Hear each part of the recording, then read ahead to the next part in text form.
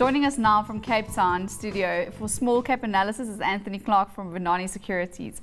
Anthony, we were talking earlier about a company in the likes of Omnia. Omnia have performed so well over the last year, you know, one of the top performers on the exchange. If you look on a total return side, they had a 42.6% increase since last year. Exciting company this. Yes, good afternoon. I think we saw from results that came out literally a couple of days ago that the underlying rise in demand, particularly for mining explosives and in fertilizer, given the booming commodity market in agriculture, has had a really big, profound effect to Omnia's results. But I think the best is yet to come. I actually met with Rod Humphries, the CEO, yesterday, and he indicated that the year ahead and the year after that should be equally good for Omnia. All right, so you're saying the year ahead and the year after that. What big plans do they have for the year ahead?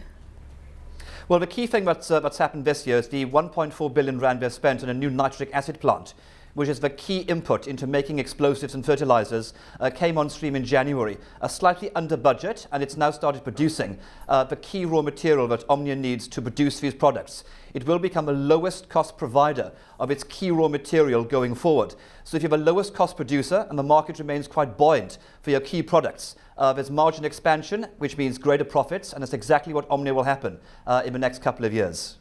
Okay, then just a minor point that we saw also, that the Competition Commission dropped that appeal that was running for the last 10 years against the alleged cartel against the fertilizer makers, paying some costs there to Omnia. They're probably very happy that this has actually just gone away.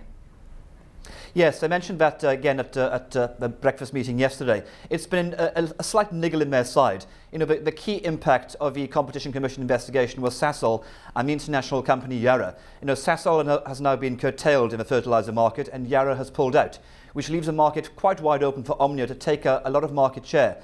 And a lot of the gains we saw in their profits, particularly in the fertilizer in the last 12 months, was market share gains and margin expansion. And management seemed quite confident in the year ahead.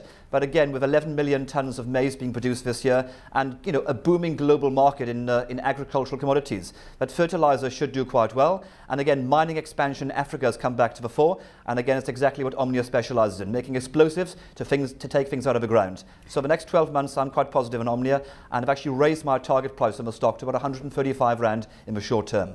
And that's definitely supported also by the forward expectations that I saw, the consensus forward earnings and dividend yield in the likes of around between 18 and 20% for the next year. Let's look at another company that's very exciting, recently listed just over a year ago. It's Kruger Holdings, the school builders. They have actually also come out now with a rights issue where shareholders could take up rights at half of the cost of the shares at the moment. Such a bargain. What are they going to do with that money, that 500 million rand that they raised? Yes, the rights issue closes tomorrow. It's a 36 to 100 at 6 rand a share. I think the last price I saw was about just under 12 rand a share. So it seems like a very good bargain for shareholders to support the rights issue. Kruger's had a very aggressive expansion into independent schools. They've bought a number of high-end private schools, Woodhill College in Pretoria, Embry in Durban in the last few months. And they have 5 new schools planning to be opened in the next 12 months for the 2013 enrolment. An average school costs around 50 million rand. So you can see by the number of schools they plan to open, 5 this year, and the deals, they actually need money to keep the expansion going.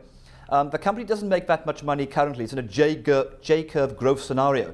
But the share price from listing at 4 rand on, I think in June last year, has been one of the top performing stocks in the Altex market. And also they're moving to the main board of the JSE literally after the rights issue was closed. So it's a stock that I'm very fond of, and I currently have a 15 rand price target on Kruger.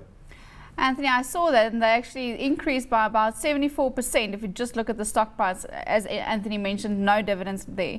Thanks, Anthony. Thanks for joining me for that discussion. Very interesting stocks to watch.